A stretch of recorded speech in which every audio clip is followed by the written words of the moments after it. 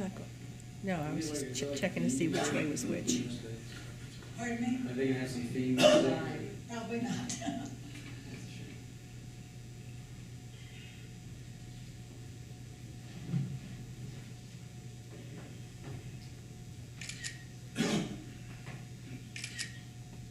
You guys are on camera. They're hard.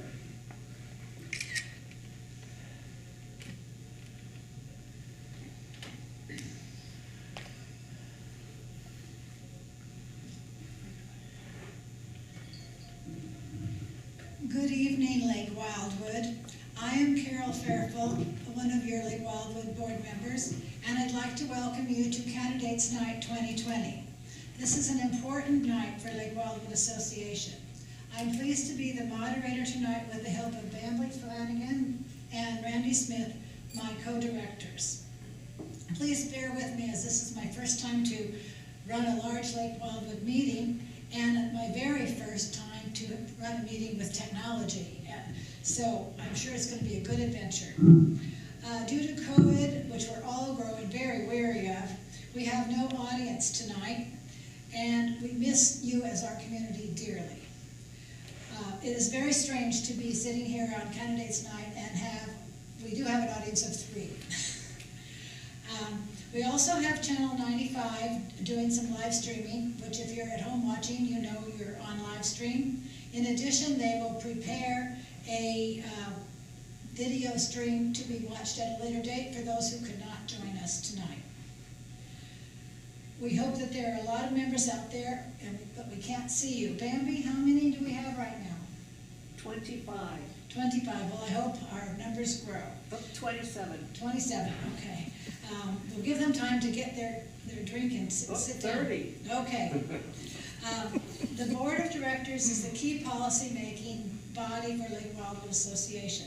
Because of this, it's very important that members educate themselves and vote carefully. This year we have 3 candidates for 2 board positions. All of them are members in good standing and as required by the Lake Wildwood bylaws and have signed the Code of Conduct. Chris Heisler was appointed for his current board term and is eligible for election. In addition, a new law and revision of our governing documents allows a board member to run for another term immediately after a current term. The bylaws define a member in good standing as an owner with all assessments current and not subject to any suspensions. I want to let you know that the printed comments by the candidates are theirs, and we are by law not allowed to amend them or even correct typos. Their names will be listed on the ballot in the order that their applications were received in administration. They will also speak in that order tonight with their opening statements, and then we will ask the questions in a rotation for fairness. Our candidates tonight are Mr. Chris Heisler, Mr. Kevin Jensen, and Mr. Tony Muller. Welcome, gentlemen. Thank you. The procedures for tonight are that each candidate will give a 3-minute opening statement. After that, board members Bambi, Randy, and I will ask questions that have been compiled from those sent in by Lake Wildwood Association members. We had 28 members send in over 52 questions, and we were very pleased with this level of participation. Each candidate will be given 2 minutes to answer the questions that we ask. After the first series of questions is completed, we will offer the opportunity to people in the audience at home to ask some additional questions. Please let me caution you that, well, you can send the questions in on the chat function of your video, but we caution you please not to do chatting among yourselves during the presentation because that causes problems for us. Bambi will manage the question process, and we'll take about 5 minutes to consolidate the questions that come in. That'll be when you can take your break, and then we will go through those questions, if any, and you will have 1 minute to answer those questions. If none come in, we have prepared a backup. So, with that, I think we're ready to let the show begin.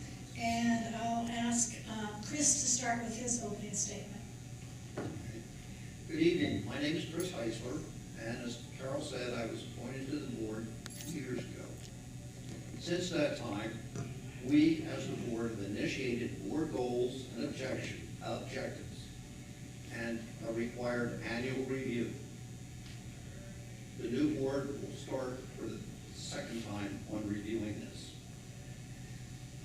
We initiated a board planning meeting to provide more discussion time before voting, giving us a 2-week breather to think things out. It was recently renewed. We have initiated KPIs. What are they? Key principal indicators. And actually, it's a performance measurement. So instead of going through this lengthy financial report, you can visualize it, the budget versus revenue, or whatever measurements. It makes it easy and very simple to understand for people that don't know numbers. We adopted the Tom Cross School of HOAs.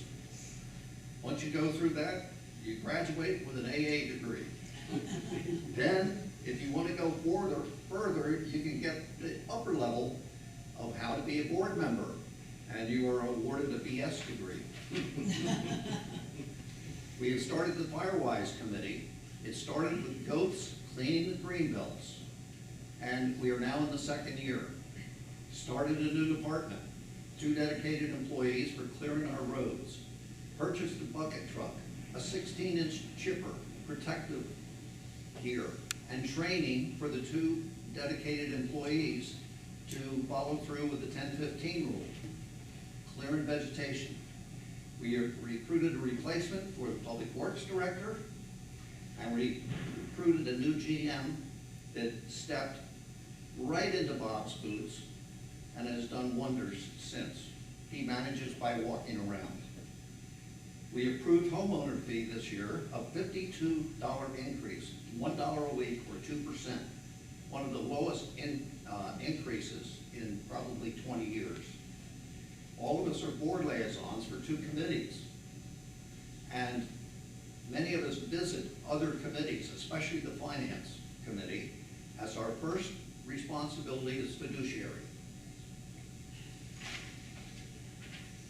The VPC, Video Production Committee, is doing the streaming.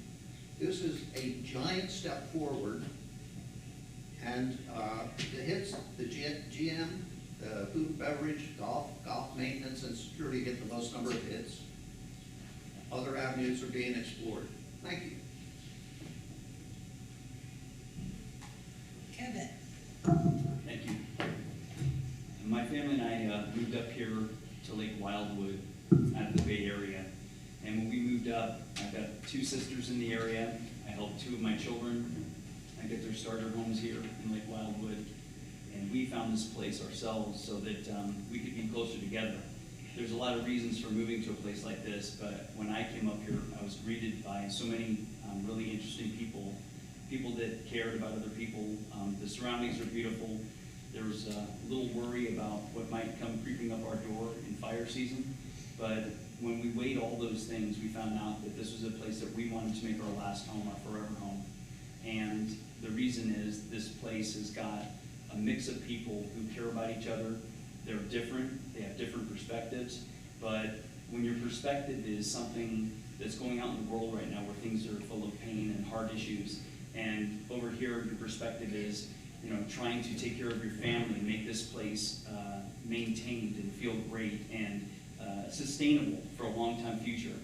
I watched the board. I took some board classes. I did the orientation with my wife, the Informed Member Series.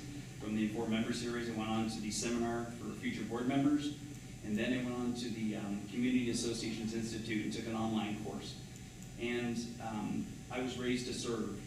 Some people saw my background, that I was in management and law enforcement for years, and that I was a Kiwanian, but what's probably not in there is the fact that I didn't have such a great start. My father was in prison for armed robbery in Angola State Penitentiary. My mom was 15 when she got married, 16 when she had me. And what I say is everybody's got a story. Mine is that a lot of people took a chance on me and helped me out, so my life became a life of giving back to service. I see a lot of areas here. I can't really build anything. I'm not good at fixing anything. If I turn the light bulb at my house, my kids cheer. But I have some skills in management, leadership, and actually, mediation, communication. I try to help people find fundamental fairness. That's what I'm about. That's what I'd like to bring here. And I'd be honored to serve on the board. I'd be honored to serve in any way. But I appreciate the people here, and this is our home. And thanks for having me. Tony, would you like to tell us about your background? Good evening, neighbors. As I was preparing tonight, Carol was really kind and generous. She sent me this video from last year's event, and I didn't really think it could get any more interesting than what I watched. But this is 2020, and here we are virtually. The crowd's a bit more stoic than last year, But I'm Tony Muller. I'm an active duty senior non-commissioned officer in the United States Air Force, just down the hill at Beale. I'm a father of 3. I was a renter before I was an owner, and I'm here tonight as a representative of our working age community members. Our parents raising the kids next door, fathers of teenagers, our golfer-friendly non-golfers who grin ear to ear to just passing the course at the sight of life being enjoyed. I'm here for the lake goers, the kayakers, the pet owners, really anyone striving to make the future world a better place. I'm a television engineer by trade, and I now work full-time as an IT department manager responsible for the care and development of 25 of our nation's finest airmen. My team includes project managers, quality assurance inspectors, database managers, configuration managers, and the cadre of a multi-million-dollar schoolhouse teaching courses taught nowhere else in the world. The point is that I'm used to multidisciplinary approach to the management of, in this case, a $750 million national security asset. In my line of work, the stakes are big. Literally the safety and security of not only the 330 million citizens of the United States, but also that small percentage of Americans deployed to austere locations around the globe, all rely on the products that come out of the site that my 25 airmen help to keep running. And I'd like to lend that expertise to all of you as a member of the board. I'm an artist, I'm an avid reader, a lover of nature and all things outdoors. I am also data-driven, pragmatic, and a fiscal conservative. I hold 3 degrees in applied electronics, information technology, multimedia, visual communications, as well as an MBA. But more importantly, I'm an empathetic human who truly cares about where I live and the team with whom I share a community. I'm about teamwork and sacrifice and doing the right thing, and that, friends, is why I'm sitting here tonight asking for your partnership to continue to make Lake Wildwood the safe, fun, and vibrant community we all chose to live in. Thank you.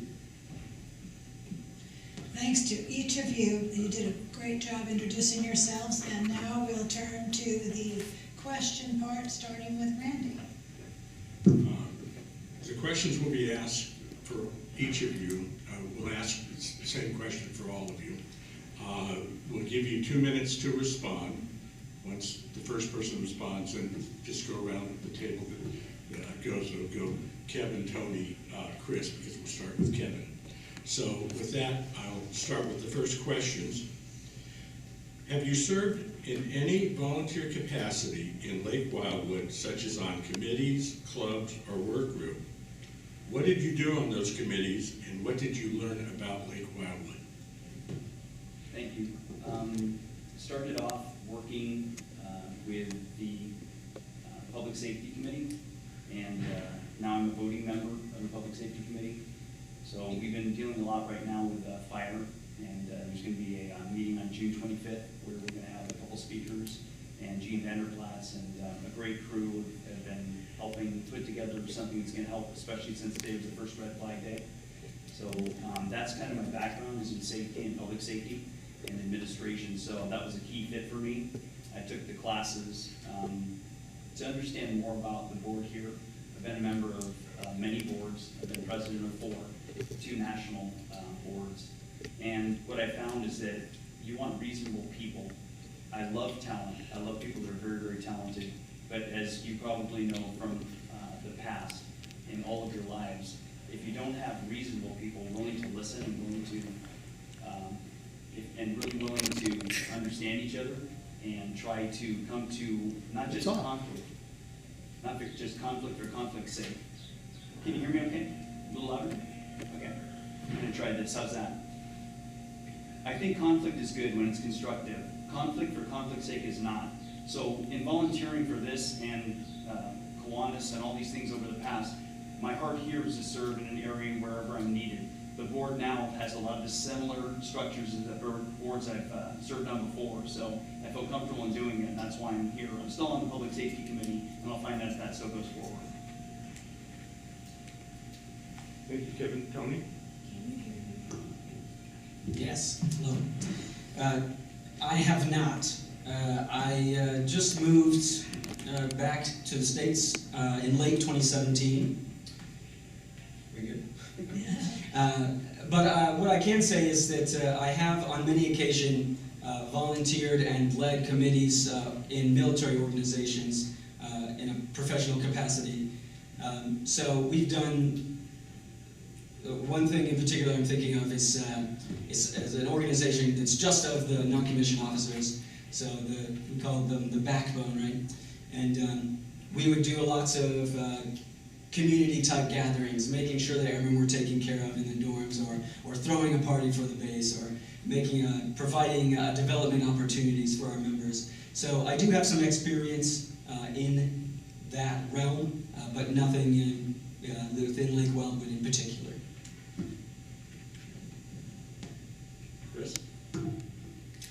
Yeah, I've been on the EMC for many, many years.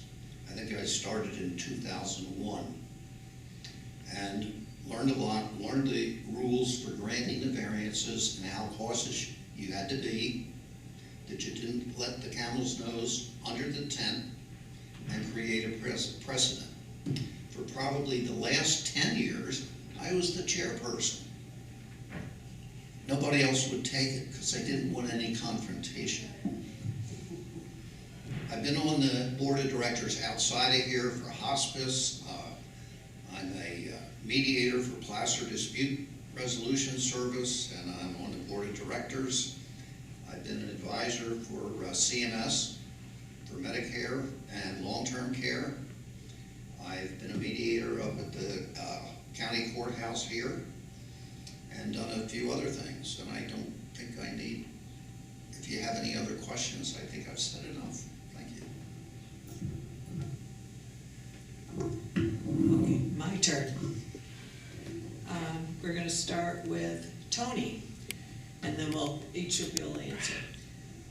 What have you done to prepare yourself for serving on the board? Have you attended the Informed Member Series or other options? Sure. Again, no, but there's an interesting story behind that, to be fair. It's part of my motivation to want to volunteer for this is to try and help with the messaging.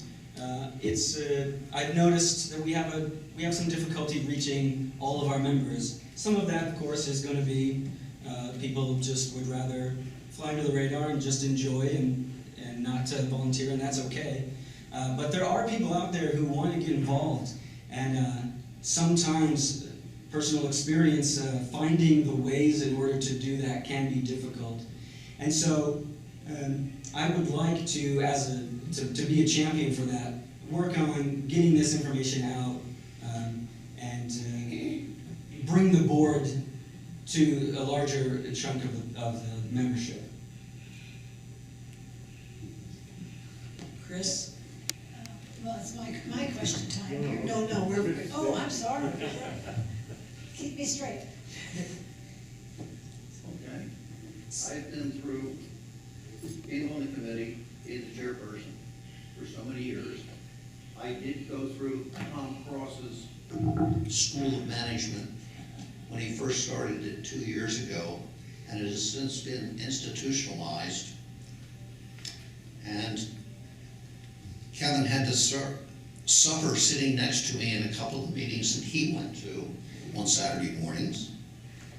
And I've got 2 years of experience, and I haven't quit learning. Is this Please. a bigger volume right there? Are you on? Maybe that's what the problem was. Okay, how's that? Is that Much better. It was never on. I think my wife said it. And I don't mean that, honey, if you're watching home.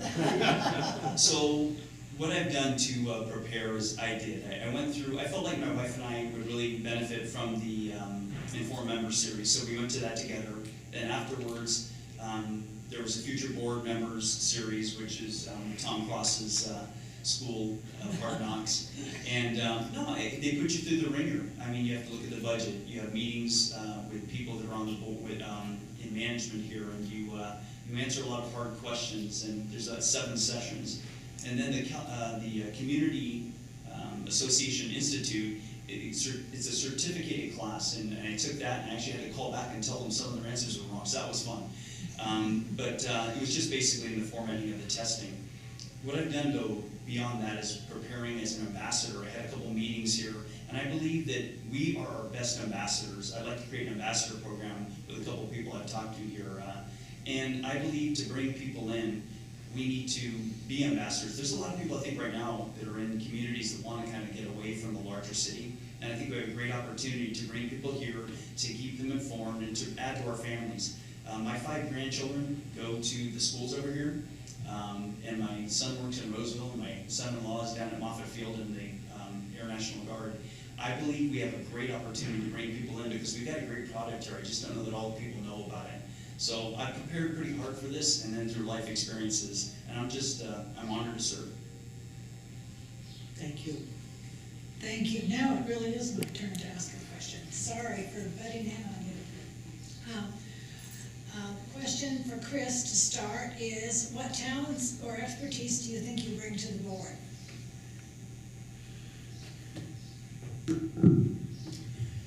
I'm very practical. I like to connect the dots. I like to keep it simple. I deal with data and the KPIs and the measurements right here. We have it, and we need to take advantage of it so all the homeowners have a good understanding of what is going on. Many times, if you go online to the board and the minutes and the package, you're going to find that we will have to go through 200 pages of documents. The finance, the Jan's report, the president's report, the committee reports. When we bid, we need to get 3 bids. We've got to show proof of the bids. It's all in there, and it's all an open book. And basically, I want to see total transparency in everything we do. It's tough.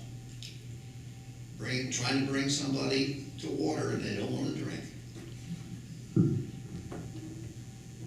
Is it my turn? Okay, sorry. For me, I think that I've mentioned that I have a lack of talent in mechanical skills. So I did develop some of the softer skills. And I think with my background, I think it was natural. I went to more schools than grades. After the initial divorce of my mom and dad, I moved into the inner city of San Francisco. And I've always been around multicultural areas, and then in San Jose. And eventually I worked my way and got into the sheriff's office as a 22-year-old with no schooling. I went back to school 4 nights a week and raised myself up to about the AA level. Then I got my bachelor's in management and my master's in leadership from St. Mary's, Go Gales. So from that point, working in law enforcement and then working with groups like Martin Luther King Jr. Association, and then right now there's a group I'm working with that is survivors of domestic abuse. My mom had been a victim. And many other groups. I think that's prepared me. My skills are basically management. They're hopefully bringing people together with reason. I see a lot of people that have viewpoints, and they're all important. But how do you express those viewpoints? How do you come together and you reason together? I think that's what I like to bring together. I had to deal with large unions, the 10th largest jail system I was the assistant chief of in the nation, and you have a lot of varying interests, as you can see in public today. It's not easy to bridge the gaps, but I was going to reach out to the community to build relationships, and I hope I can do the same thing here. It doesn't seem like it's quite as needed, but it's very, very important, and I think as long as we understand everybody's viewpoint and come together on consensus, I think that's the way to manage, and that's what I'll bring. Thank you. Tony? Yeah, so I'll tell a story, it's fun. When I was on the 5-6, another private org that I was on the council for, they looked at me and said, "Hey, son, Miller, Tony, you're kind of weird, but you're our idea man, so you got to tell us what to do." And if I can encapsulate to answer that question, what talents can I bring to the board? Well, I've been called an idea man, so perhaps that's the biggest one, but it's not it. It's not the only thing. I manage a group of very different people from all around the country in the service of our nation, so I know how to make different types of intellects work together. So I know how to make teamwork work, and I've got a pretty varied background myself, as my colleagues here. Their backgrounds are very different. I once worked construction before I joined the Air Force, so I have no problem getting my hands dirty. Unfortunately, I can do more than screwing a light bulb, so you're welcome. But yeah, I also manage a team, and so it's about a viewpoint that is probably different than what we are used to having on the board, and I hope that I can give that just my experience, my personal experience, and that's probably my biggest talent to the board. Okay, Kevin, you're up again. Okay.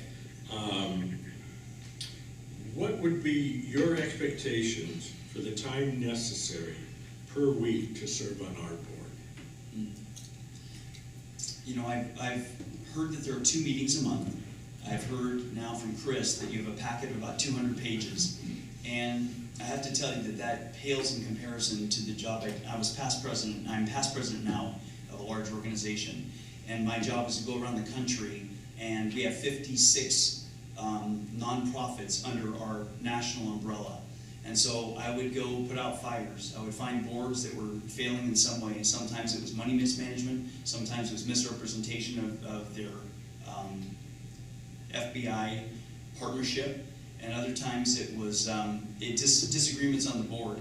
So I'm used to a heavy workload. I'm not sure I want to put in 40 hours a week again doing that and flying all around the country, but I think this would be a minimal commitment for me, and yet I find out that I'd want to do a little more than just read the documents. I'd want to go out and meet people. I'd want to talk to them, get their viewpoints, and then what I'd like to do is understand that I'm their representative. So I'm actually working for them. They're not working for me. So their viewpoints are what are important. And I think if we keep that in mind as a board, I think we do a lot better. I've heard good things about how we've had a turnaround from some areas that were lacking before and not looking to sustainability.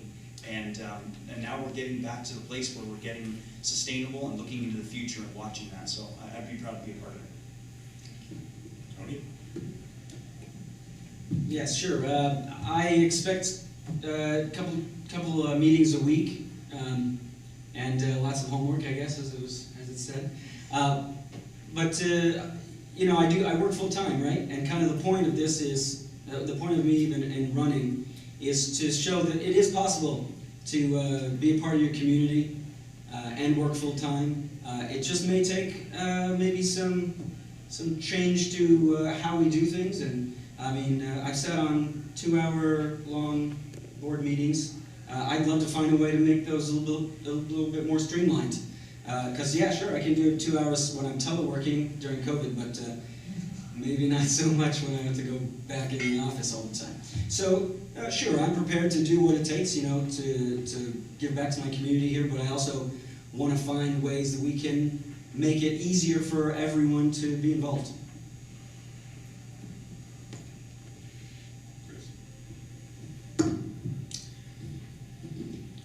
You're good. Everybody on last, right? I'm out of stuff. Okay. Trust me, if you don't put in 20 hours, you're probably not doing much. And if you're nosy and want to know what's going on, that's why I attend the other meetings. When I show up, they're all very congenial, but they know Mr. Nosy is here trying to figure out what's going on so I don't get any surprises. The first surprise I had was at the social committee. I went in, there were a bunch of all ladies, I was the only guy, and my seat was between, where's Paul? Paul Town's wife, Betty, who was the chairperson, and a former board member that I had taken their place. I pulled my chair back into the corner, and I offered to face the other way, but I was still going to listen to what was going on in the meeting. I hope that explains everything. Okay. Next, starting with Tony. What do you view as the role of the board versus the role of management?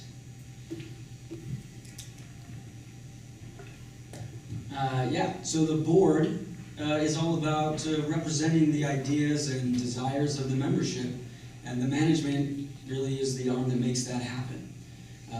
I've only been here a few years, as I said earlier, but I have seen a pretty good increase in the management as far as, we'll say, the outcome, the abilities. I think we're moving up there, but the board still has the important job of making sure that management, however good they are, has the right direction so that we're not just making decisions without any input. Chris? The board is not management. Management starts with the general manager. Any interaction that we have must be blessed by the president. The president is the only one that can give the general manager orders. We have to be careful. We set policies. We may try to line up procedures and suggest changes. But basically, all the decisions are made by the general manager. And Kevin? Okay.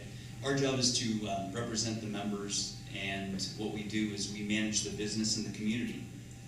This was textbook from the classes, is that basically what we want to do is protect all those assets that we have. We have to govern, we have to enforce the rules, we have to sometimes make the rules, we have to listen and mediate, and we're protecting not just the tangible assets, but the intangible assets, our reputations, the quality of life here for us and our families.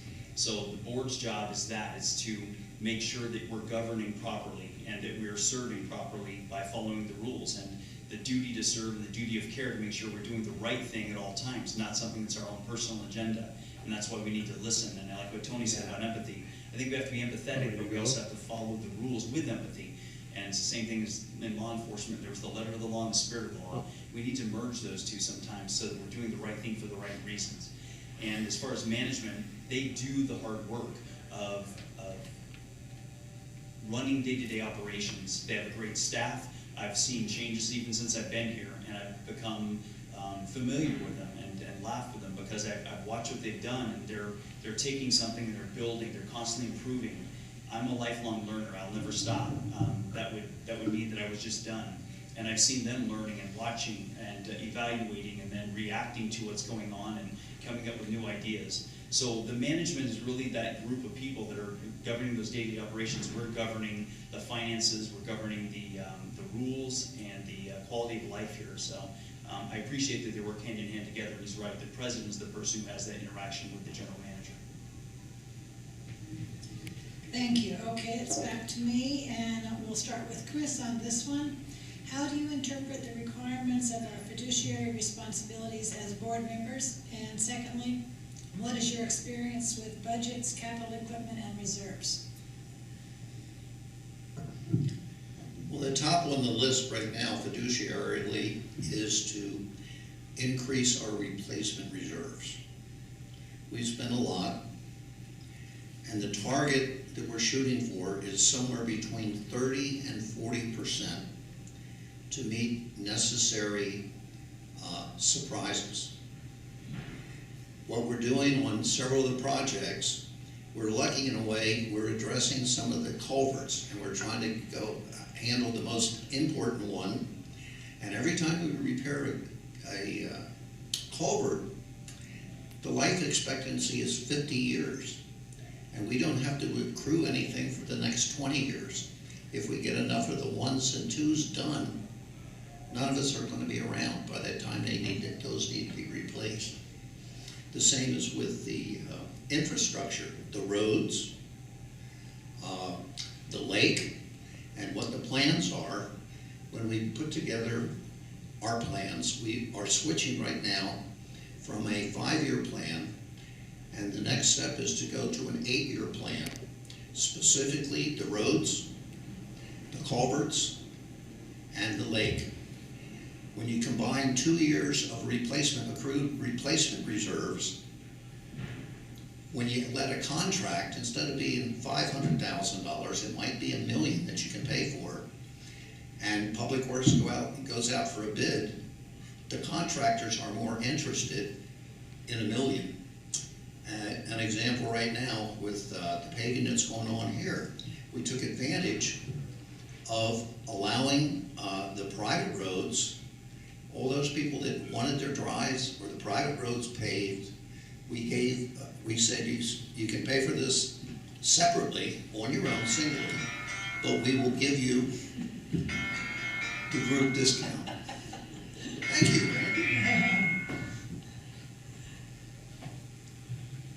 Kevin.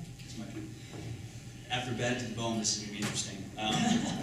So the fiduciary duty is basically our opportunity to be honest in everything we do, to show integrity in how we run the place. I've always done that, and in law enforcement, there's a real structure in place. It makes it a lot easier as far as no conflicts of interest.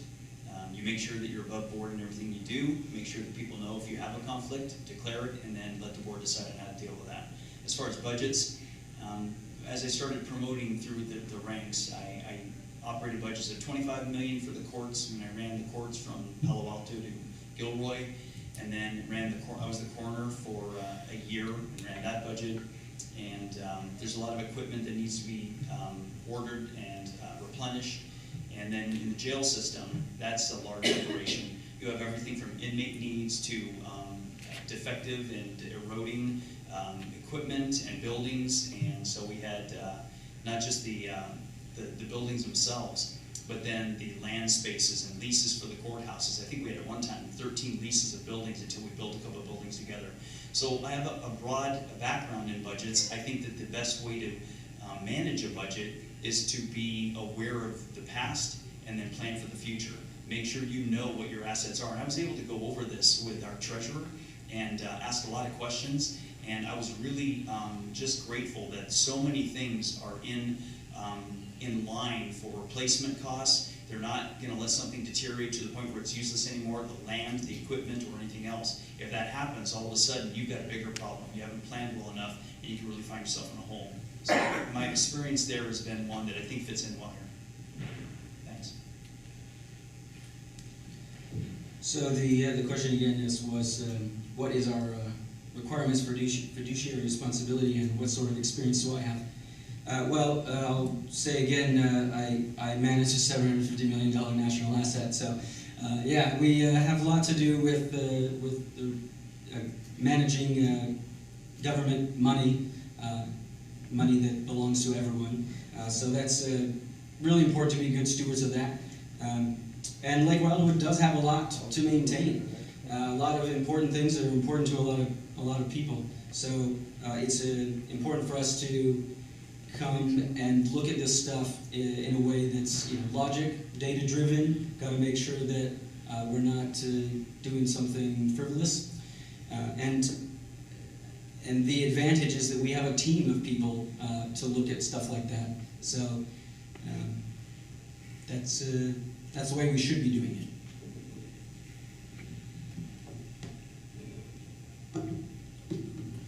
Okay, Tony, it's back, excuse me, Kevin, it's back up to you. We've heard a little bit about each of you as your experience and what you have done in your business careers and in your life. But here's one that's gonna be a little bit more personal. What is your personal reason for wanting to join the board? What is it that you're trying to do to satisfy your personal needs? I think I touched on it briefly before. It's a great question. When you've been given a lot, I think a lot's required. All of us have had our experiences and felt some pain. I've held people's hands as they were dying. I've family members. I've watched drug addiction. I've watched the pain that's going on now. I'm an ethicist, a police ethicist, and I'm watching this, cringing with what's going on outside on both sides. I think there's room for agreement. We don't see a lot of that right now. There's room for discussion. When I was younger, some people took a chance on me. I remember a 4th grade teacher. I remember my father turning his life around and turning out to be a better man, even though I didn't know him for 14 years. And I believe that you can have positive change. I believe that people do change. Not always very often, but it can happen. So for me, believing in these things and getting into law enforcement to serve and to protect, and now getting into helping domestic violence victims and helping Kiwanians and the Special Olympics, I think there's always a place that we're required to serve. It should be something that isn't done grudgingly. I think if it's innate in us to help other people, when I got here, when I arrived here and saw how my sisters and my children, my grandchildren were treated, I want to give back to a place like that. I want to create it for them, for a long time future, and for other people around here who treated me so nicely when I got here. It's something innate in me. I believe that everybody should have a heart for service, small or large, whatever your talents are. And so that's my reason. It's a great place to be, and I want to even make it better. Tony? So if you, when you read my candidate statement, I think it says it pretty clearly there in the first paragraph. Really what I want to do is I want to represent the minority of our membership. The numbers are all in there. Sure, I understand that there are not as many full-time working under 40 members. I know that, but that's still the fact that, like Kevin talked about earlier, what makes Lake Wildwood great is that we are a community of different ages and different walks of life. And so I just want to make sure that that's being represented at the board level as well. And honestly, minority or not of the membership, it's going to take teamwork. It's going to take input from all different kinds of people. And so I really want to make sure that we're getting the messaging out so that the entire membership understands what their opportunities are to be involved and give them easy ways to be able to do that.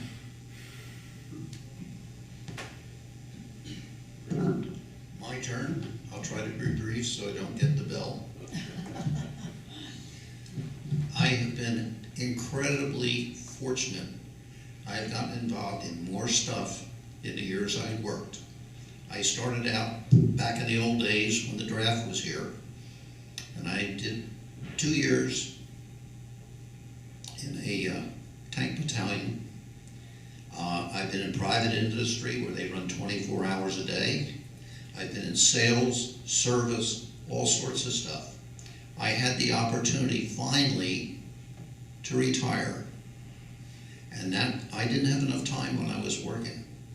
So I figured it's time to give it back, starting with one which was as a hospice, respite, okay? And it was probably one of the better activities I have ever had. And I just continue it here because I think this is a nice place and I see a chance to improve. A battery.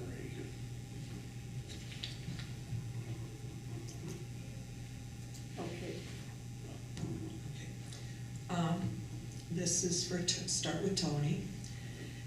How would you deal with the wide variety of people involved in governance and with the frustrations of personalities, work styles, viewpoints, and timelines, which I'm sure is right up your alley? Yes, ma'am, it is. It is literally my job. As a manager at my level, my rank in the Air Force, I'm not turning wrenches anymore. And literally, my entire job is to get the people who do to work together. I have people from many different states, from many different backgrounds, socioeconomic growing up, they all have to work together on a team. And it's my job to make sure that they can. Not just so they have the tools to do that and they have the top cover to be able to feel comfortable doing their job, but also that they get along with each other. And it's a timely question, especially now, considering what's going on in our country, really around the world, but much more so here within our own borders. Camera battery.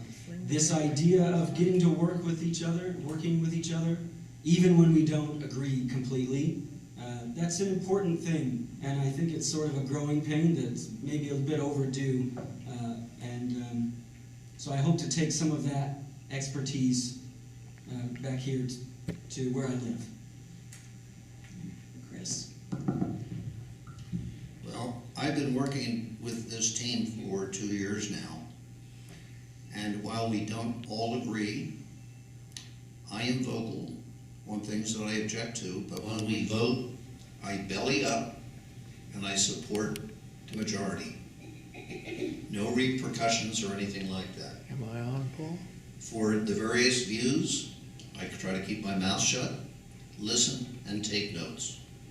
I try to go through opinions versus facts.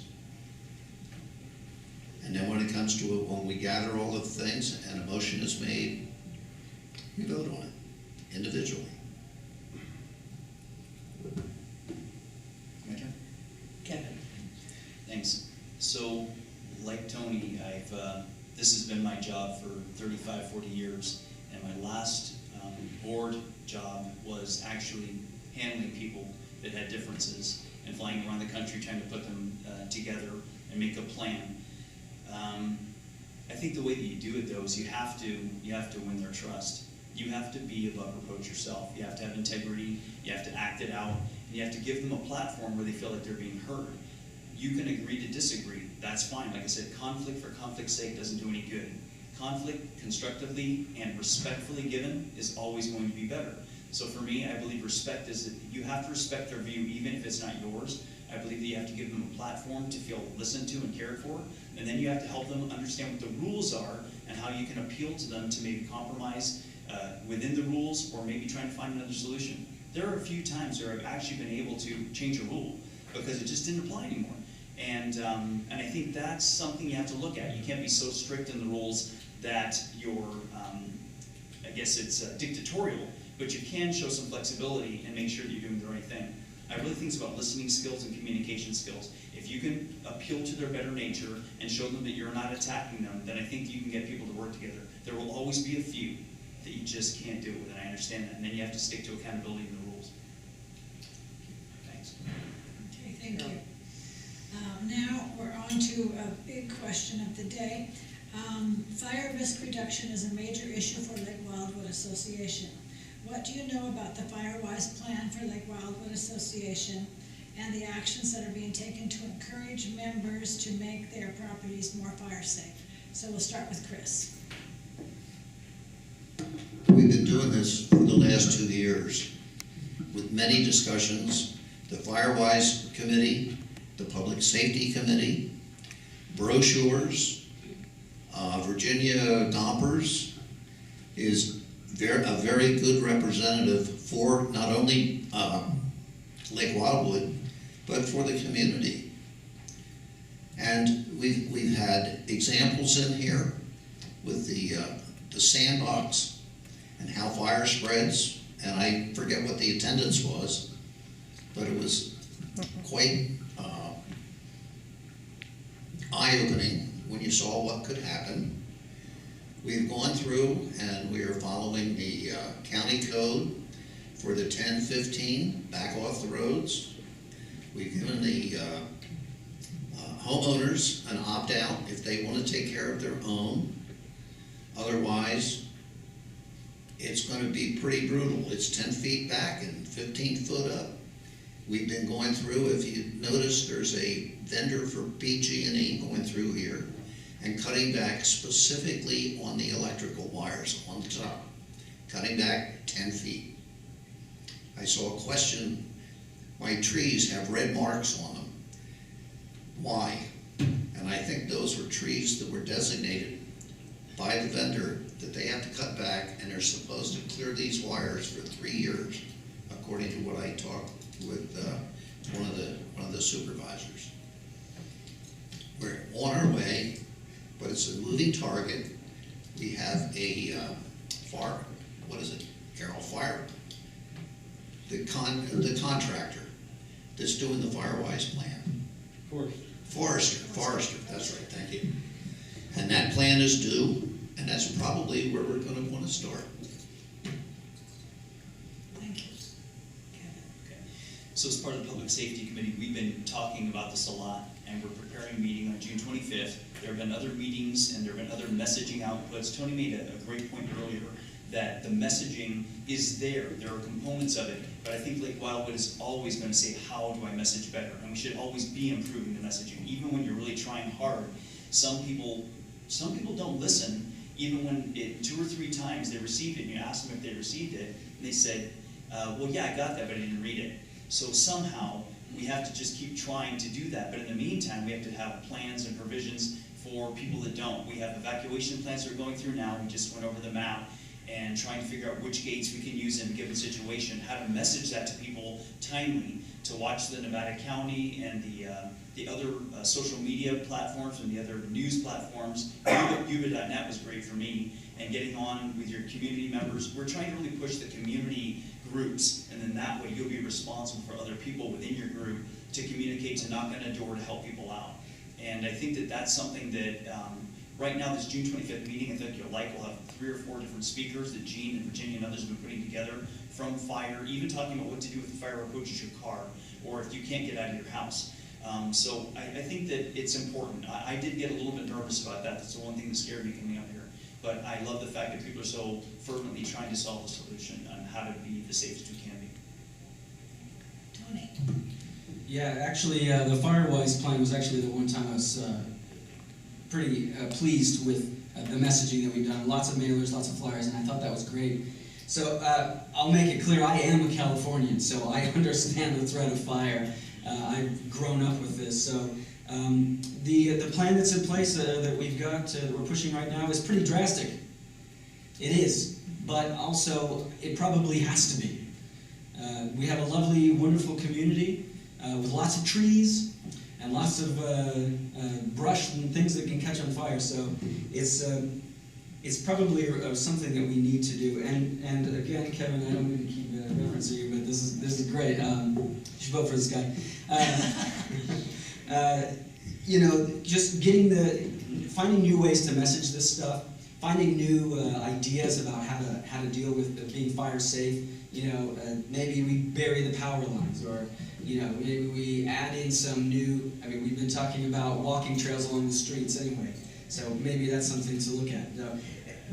All things that we need to consider, but you know, climate change is real, and we're seeing it, and we've got to continue to prepare and just be ready for what the future is. Thank you. Okay, Kevin, back to you. This is a 2-part question. What is more important, improving LWA or keeping the costs down so the assessment stabilizes? How would you second part of the question is, how would you stabilize rising association assessments?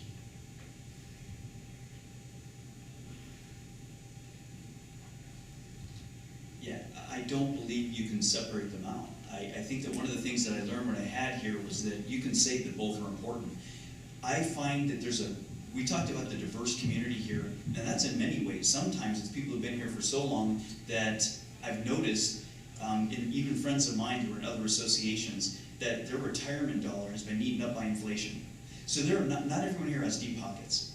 And yet we're planning to keep this association going on, and you have to consider the needs of those that can't afford another $50, as well as those that you know, maybe came with and sold something in the Bay Area that was worth a lot more. So I think that in sitting down and finding those things out, we need to keep the association assessments as low as humanly possible. But that doesn't mean that you discount the fact that we have needs.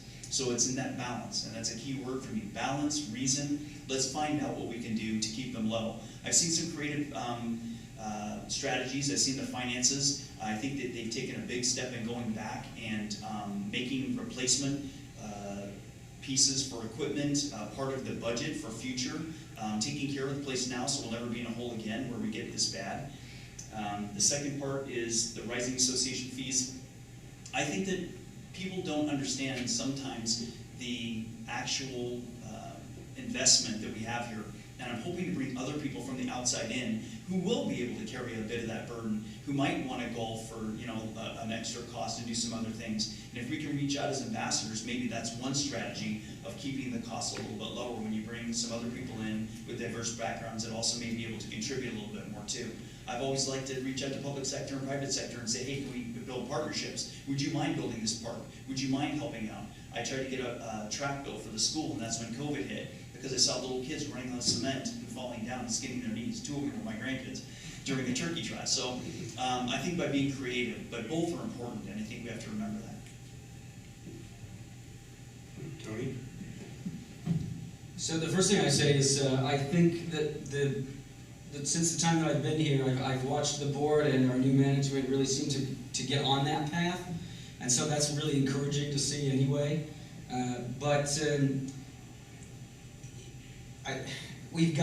We have to do both. You can't stop improving, right? But cost is always going to be a concern, but that's just part of business decision making, right? So the one way that I've always found a way around it is to innovate, right? That we've got to get better ideas, And there's this whole thing of pride and ownership. So how are we mobilizing our membership to take care of our own assets?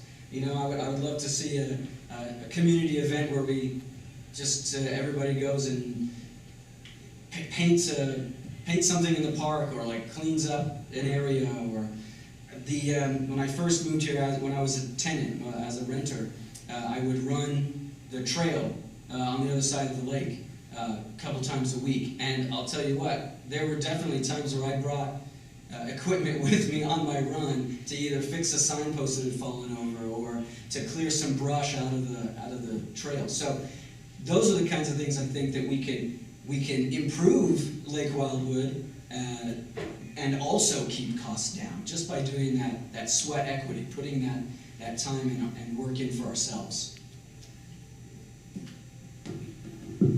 Chris? Of course we need to improve. We've already lived the cheap way, and we got ourselves in trouble. We got ourselves behind the 8 ball, several general managers back. We're trying to work smarter. Darrell, putting together the IT system so everything talks to everyone instead of having multiple systems going and having to download and do all sorts of kludgy stuff. We improved the annual fee payment through finance, and we reduced, I think Kathy said 10 grand, and it's basically overtime. The food and beverage, we started measuring, and we have reduced the cost. We were subsidizing last year, I believe, $130 per lot. Now it's down in the budget to $75, is astronomical. We purchased Minnow Way. Why did we purchase it? To take the silt up there. Our planning on the future, in order to haul the silt out of here, we might have had to go to Marysville in a dump truck, pay for using their facilities, adding tremendous labor. The Robinson or whoever has the contract, those drivers don't work for free. Doing a plan on the lake, when we do the desilting, do we have a means of ingress and egress versus sometimes in the past, you drive in one way, you get your load, you have to back out. That can't be efficient at all. Our 16-foot mower, fortunately, blew after 10 years, it had a 10-year life expectancy, and I think it blew its engine a month before we could purchase. Got it again.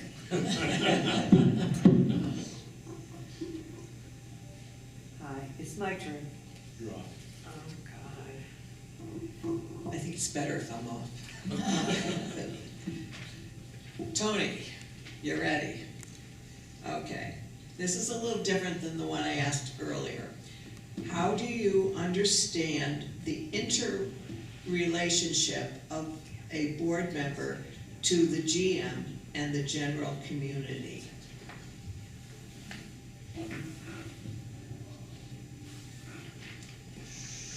Yeah, it's a couple of different relationships there. So the first, I'll go back to what Chris was saying earlier. The general manager doesn't have to listen to anybody on the board except the president.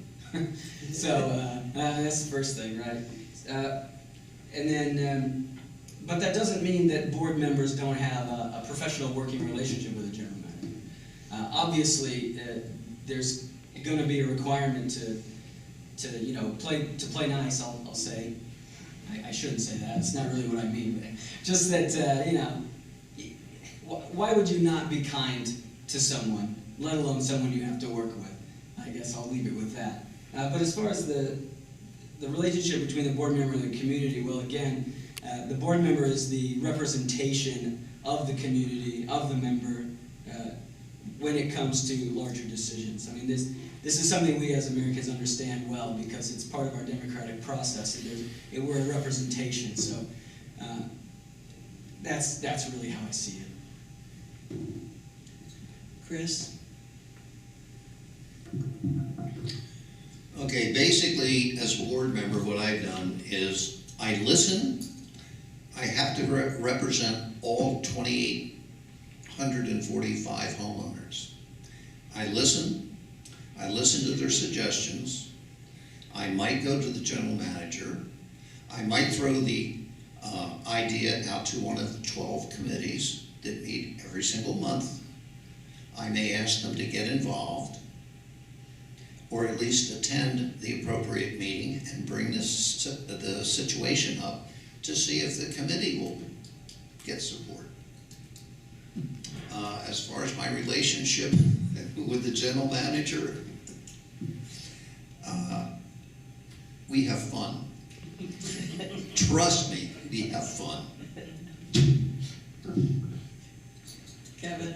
Yeah, and I think that they covered most of it. It is definitely, there are lines, but those lines don't need to be enforced as often. And if it's not something that is pushing on those lines, they can seek support, they can seek ideas, and we can do the same thing. But we need to know our place, and that's where sometimes it's good to be a leader and also been a follower for a long time in military, paramilitary organizations. You understand that there's a chain of command. So you can be cordial, you can offer ideas, you can listen like Chris says, but you shouldn't overstep those bounds. And if you start doing that, if you start mixing those in or start influencing unduly, then I think you're going to be on the wrong side of things. And sometimes you can create a lot of conflict that doesn't need to be there. I think the community is going to talk to everybody, and everybody's going to listen. And I like what Chris said about you want to funnel those ideas to the appropriate place. I understand that we pretty much operate on committees. We have great professionals that run the day-to-day operations. But as far as the board work in here,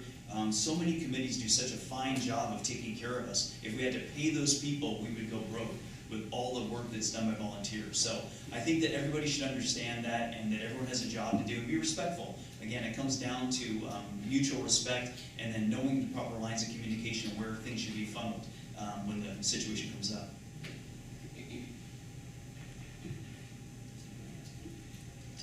We're going to continue on with the questions we prepared. Okay, so a little bit of change because we're a little bit ahead of schedule, but so we're going to change order a little bit.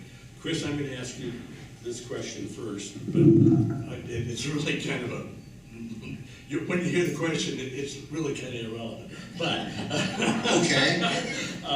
Doesn't fit. yeah. We're living in kind of an interesting situation right now with the COVID.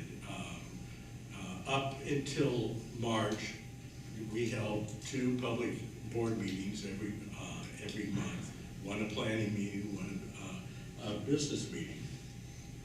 And the question for all three of you will be, have you recently attended a board of directors meeting, and what are your observations? So Chris, go at it. I personally think it's great. The team meetings, the Zoom meetings, I think they're a fantastic toy. I could live that way for a long time. In business, it's a hell of a lot more efficient. However, it is a requirement, I think, every so often, and I don't know what the measurement would be, but you have to meet one another eye to eye. And you have to have that personal body language or whatever it is. And I'm one that, I was an HR director for too many years.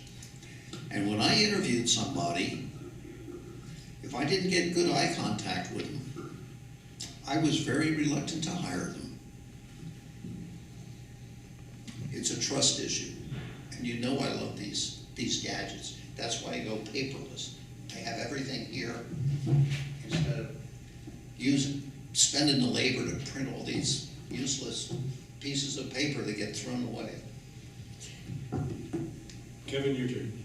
I still have a day planner, which is paper, but I agree. I also do a lot that's on electronics.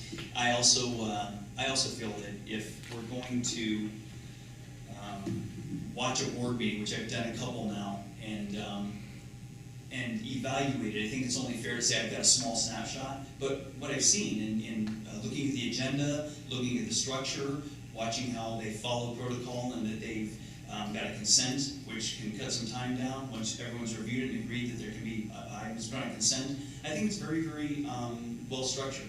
I think that there's always room for improvement, but from what I've seen now, it looks like they do their due diligence and looking over each item. I think that they get a lot of input. They always seek input from the public before they do something, and the meetings go pretty well according to the agenda, which is always nice. If you prepared well, then your meeting should go well, and you've done your homework ahead of time. So the couple times that I've been on there, other than only getting this vision, I've always wondered if Chris is wearing pajama bottoms. I'm just saying. And Zoom's the way to go for certain things because of the case room, but I'm also a people person. I like to meet in person if we can. So, but I've been impressed by the board meetings. Tony? So the joke is that this is my Zoom shirt. I normally am wearing pajama bottoms. But to be fair, I was only able to attend a board meeting because of the quarantine. So I have said this a few times about a couple of things. This teleworking thing is pretty slick. I would like the board meetings to be more approachable, more available to a larger percentage of the membership. I will second some of the other things my colleagues are saying, that yes, definitely well prepared for, run very professionally, I thought, with room for humor and everything, so those are all very nice. I just would like to be able to make it more accessible.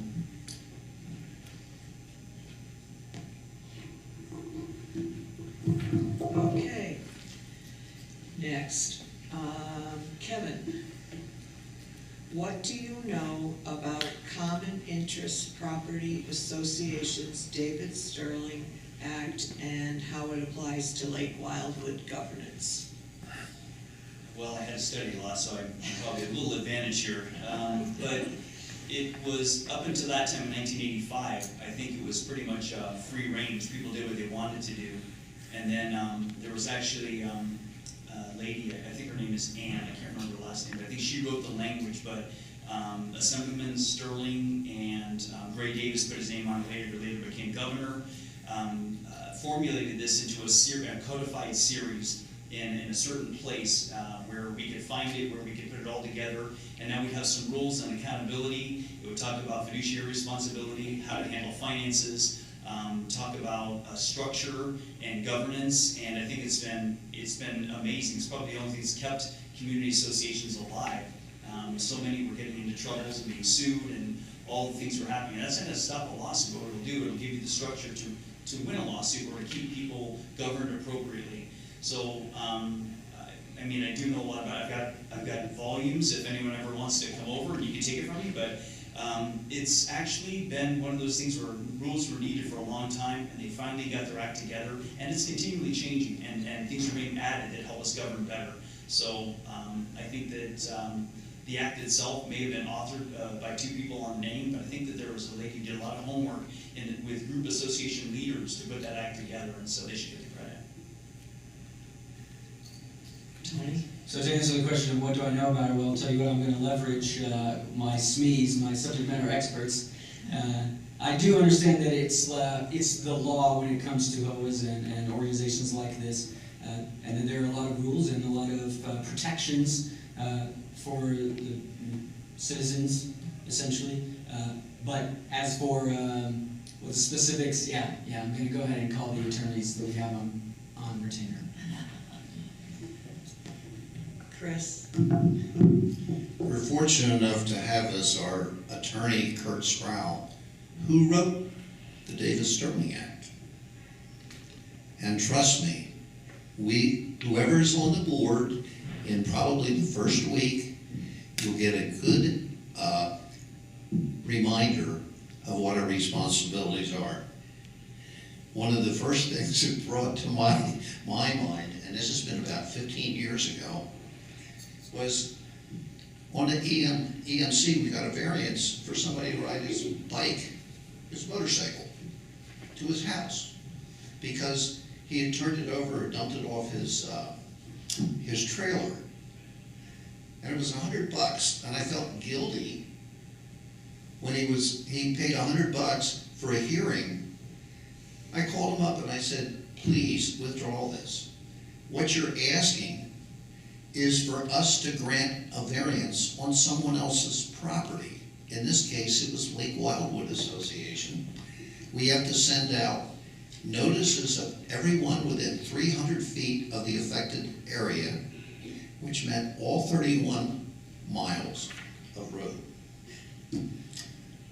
We didn't follow procedure, and the board at that time said, out of the way, and we ended up in court. However, we did win.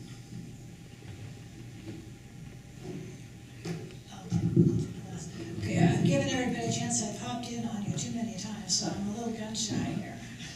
I'll take the last question before our break, and we start with Tony this time. Is there anything that would interfere with your ability to complete your term of office?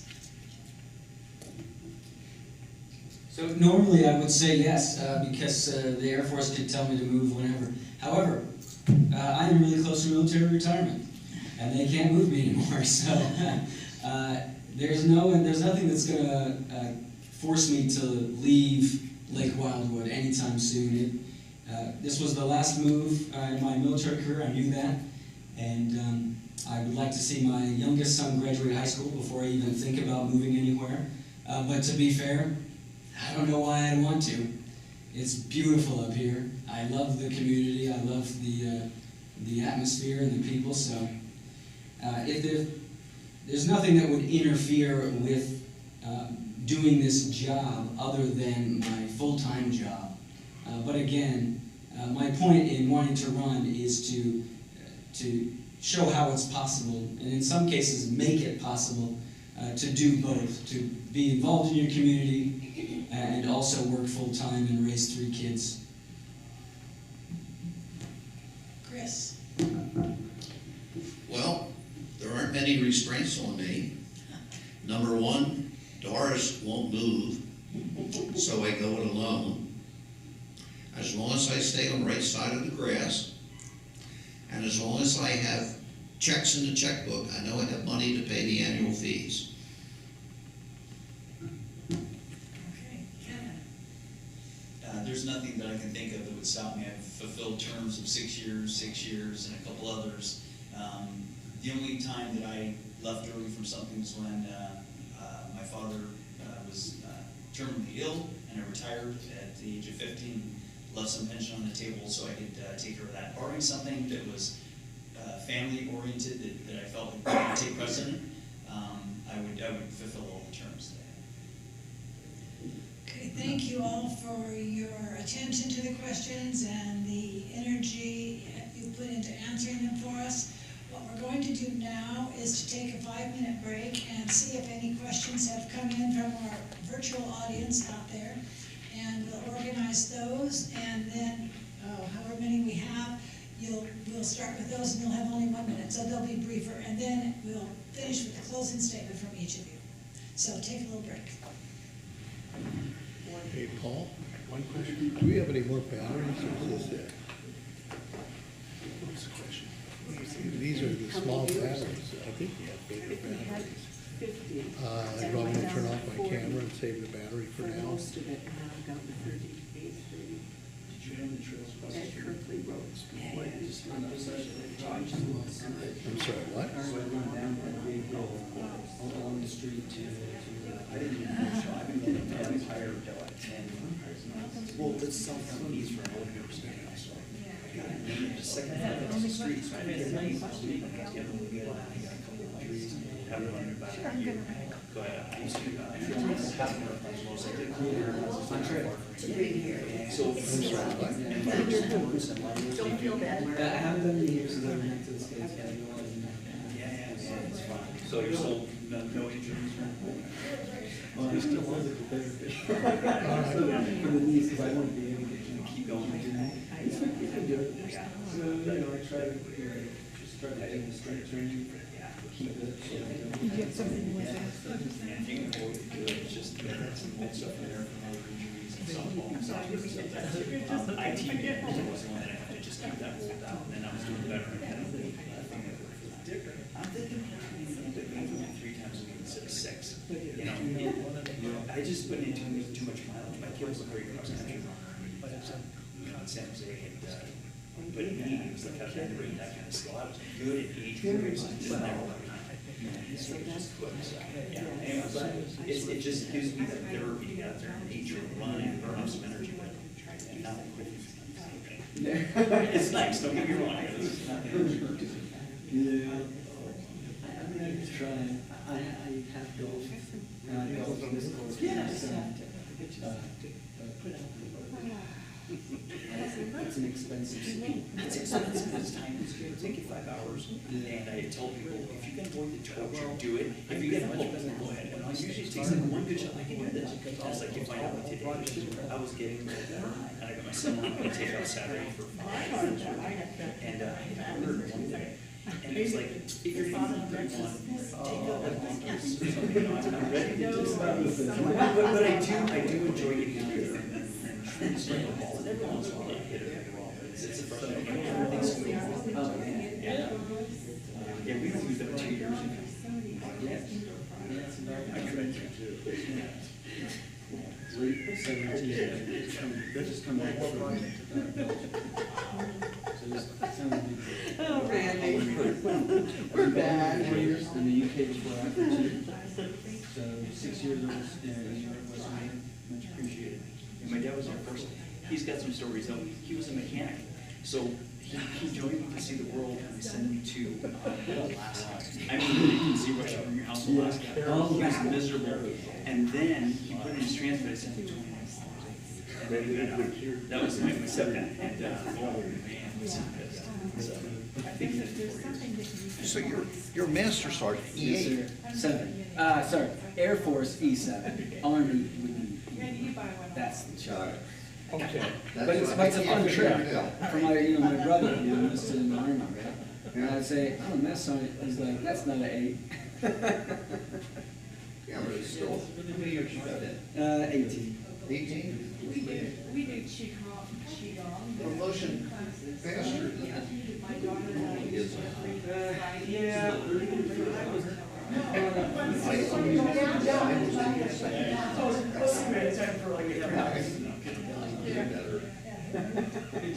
And I would go, they have the same, especially with Say, are you hearing me? I heard you asking about the battery. That's just right at the end anyway. Where's the battery indicator? It doesn't come on until the last 10 minutes. You should be okay then, because it's only they're gonna go for questions from the audience. They got Well, if you need something, we can certainly come to your phone.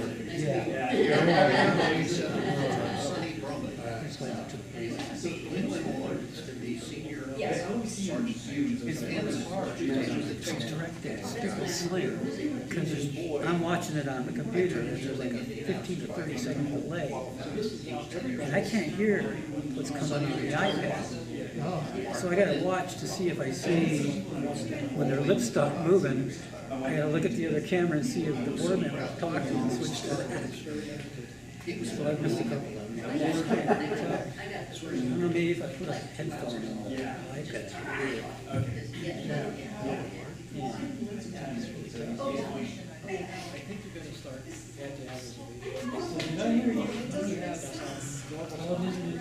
I am a television. Well, I don't want to be in the television. Yes, it does. We have a lot of retired television guys. And I say, why don't you join our television? They go, I worked in that for 4 years. You think I want to take it after I'm retired? No, actually, I looked into it when we first moved here, and they give you the packet all. I just have trouble like trying to get to meetings and stuff. That's the only thing. When I would go do my run there, I always try to find. I know the station. I really want. It's around here somewhere. I really don't think I need to do it. Well, if you ever want to come down and look at it, We've run it this far. I can come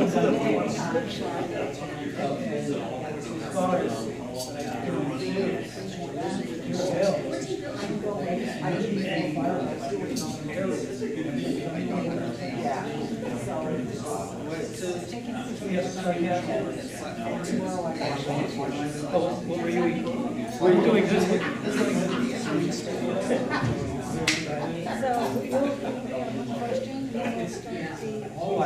What we done earlier. I don't think anybody will be mad at us. Biggest problem here. Mine's ready to go. I'll have one when let's start moving, stop moving.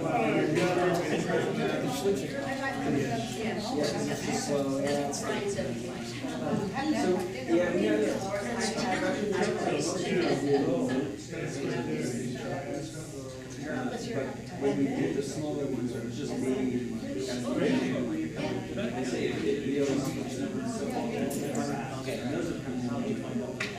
We have TriCast it's got virtual sets, all set up with the main screen. It does everything. And even, you can even, if you want to, program so it'll do all the camera moving and everything. Oh, yeah. See, it's this essentially. That's so cool. That makes it so easy, because then it is changing. Yeah, we would, sometimes we would set it up.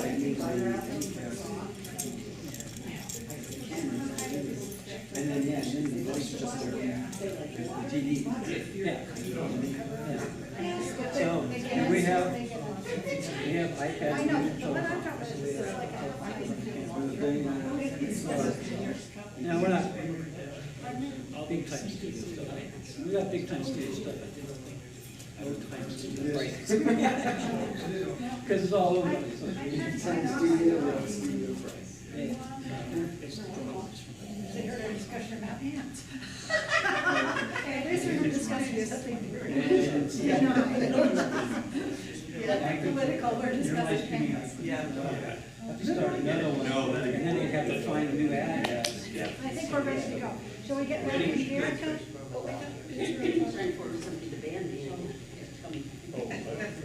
Are you seeing the questions? Oh, now we got more. Oh, we got more. Oh, okay, how many do we have? So you're just gonna ask them all? I only saw one. Yeah, one from Ed Kirkley. Yeah, and then we got a couple more now. Okay. Then we got Pierce.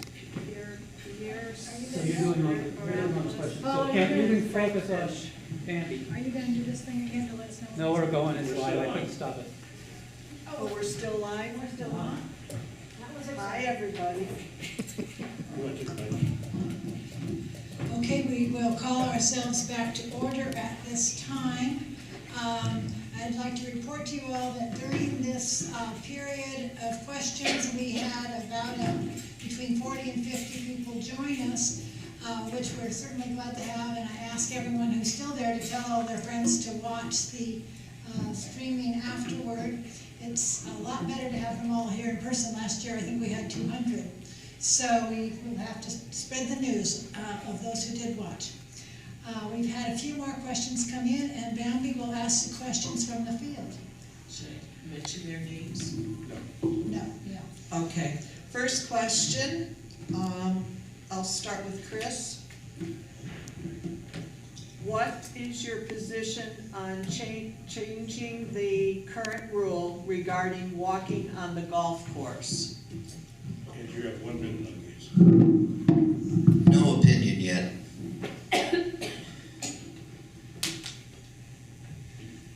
Kevin? So, I'm a runner, and my wife has been running around here for a while, and we're taking advantage of warnings, and I think that the general manager put out a communication a while back. I hope everyone read it. And I think that listening to people, there were a group of people that really appreciated the beauty when COVID hit. And I think in listening to people, tried to evaluate, not just shut it down, but say, what is the possibility of allowing something on a piece of property that was built primarily for another purpose, where if somebody was hit by a golf ball, there'd be high liability and there would be issues. And I just like the idea that the communication can come out. It looks like it's still being evaluated. I believe that the golf course is a dangerous place when I'm playing. If you're out there, be careful. But I would like more information on it. I think that we have to be careful and take advantage of the time we can. Tony? So as I mentioned, I'm not a golfer, but I certainly enjoy our golf course, and I think it's not only important to the beautification of our area, but also to property value. But hey man, there's people who like to golf. Let them golf, right? When I run, I do in the mornings. I'm always off the course by 7. I tell the kids, hey, sometimes they'll come across the street just to watch the sunrise because there's a golf course there. I'm appreciative. Thank you for people who want to golf so that we've got one there. As far as changing the rule, right now the rule says that you can be out there as long as there's no one out there golfing. So I hope that we continue to stay with that. But it does bring up some points. We probably should look at it and make sure that we're doing it smartly and safely. But you know, if you're a runner and you're out a golfer and you're out there and you're just enjoying the course, and there's somebody who wants to play through, just let them play through. It's easy. We're all families and friendly neighbors, so I don't see why it's an issue.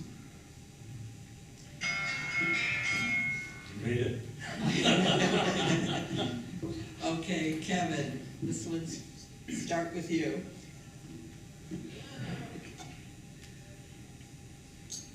Do you see any needs of the community not being addressed today?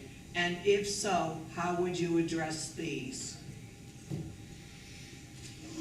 Well, I do think comprehensively we are meeting needs. There's many, many needs and many, many committees, and the general manager of the board is doing a great job.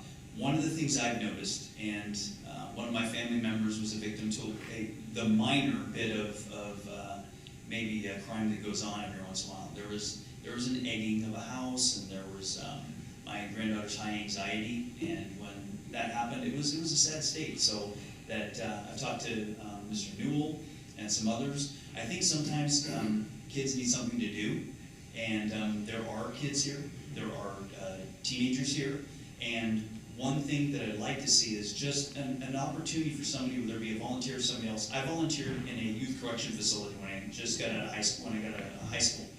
And I believe that there are opportunities we can explore on how to keep kids involved and give them something to do. I'm not sure if it will cost anything or not, but I'd like to at least explore the idea that kids would have something productive. Tony? Well, probably some of the biggest things that I see is just being able to get everyone involved. So I don't want to put the question back to the questioner, but hey, what are the issues? How can I help get that information up to the board, right? I hope that we can find ways, creative ways, to find out what those needs are. But as far as, are there any not being met? Well, yeah, that one. Chris? We put up a response for people to respond to the board or the general manager where questions are answered. Where there is a need, it needs to be communicated, and through the board and through that system rather than next door, which many times is so inaccurate. Okay, last question. Tony. What is your plan for addressing the growing popularity of pickleball among Lake Wildwood residents? Yeah, pickleball, cool, man. If you like pickleball, that's good. I mean, I'd love to come out and play, because I've never really heard of it before. But what's the plan? Yeah, man, go play. Like, what do we need? Is there a lack? Is there a need? Is there a lack of equipment or something? But I think we've got a course. We've got a pretty good committee who runs it. So, yeah, if there's a need, let's take care of it. But get people outside and moving, yeah, I'm all for it. Chris? I was on the tennis and pickleball my first year, and during that time we resurfaced the courts at the marina, and finally pickleball got 4 permanent courts. I know they'd like more. They have some temporary over in Meadow Park on the basketball court. Those are temporary, but they can get 6 games going at the same time. They're also, Dom put in into the planning committee a request. And this is going to cost about $400,000. They were going to take up a collection. And I think Mark was the chairperson at that time. And they put it on the planning cycle, because if the money does come up, they pay for it, but as soon as they pay for it, we have to accrue for it. And Kevin? So I think somebody outed me because I'm a tennis player before I was a bad golfer. And the first time I saw pickleball was, I think, 15 years ago, visiting my family in St. George. And I saw people crowded onto a tennis court on one side only, and it was very odd. And I saw them having so much fun. I always wanted to try it, but I just figured if I swung with that big tennis racket swing, I'd miss the ball completely. So I see people having fun. I'm actually going to try it, and I wasn't aware, other than the fact that the growing popularity demands maybe a little bit more resource. So that's an area what I'd like to look into. Right now I'm not aware of it, but if they're saying there's an issue, and Chris is saying that they're trying to address it, I think that we do our best, and we, again, find the balance between resources and need. That's the end of the questions that have come in so far. Thank you, Bambi, and thank you everyone out there who submitted questions and is watching us tonight. We're reaching the end and we're ahead of time, which I guess is a good thing.